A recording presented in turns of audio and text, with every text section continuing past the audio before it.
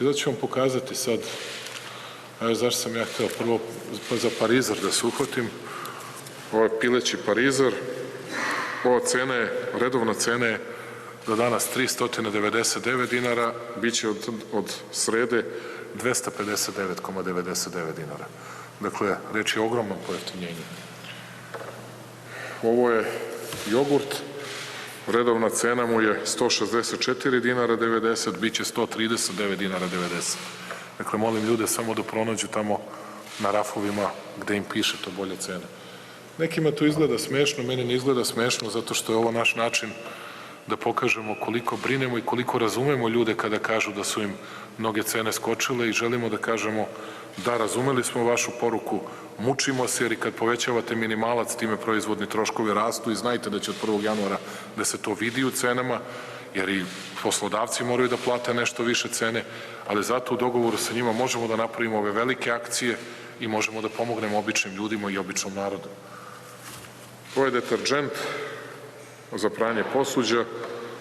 Redovna cena je 126 dinara u stvari, a ova će nova cena biti 69,99, odnosno 70 dinara. Dakle, reč je o ogromnim pojeftinjenjima. Ovo su neke špagete, neke testenine. 75 dinara je cena, bit će 49,99. Ovo je mleko dugotrajno. Redovna cena je 109,99, bit će 95 dinara. Ovo je sok, ako se ne varam, Delicious Apple. Jabuka 120 dinara, bit će 80 dinara. Ili ovo litar i po, ovo je 2 litra.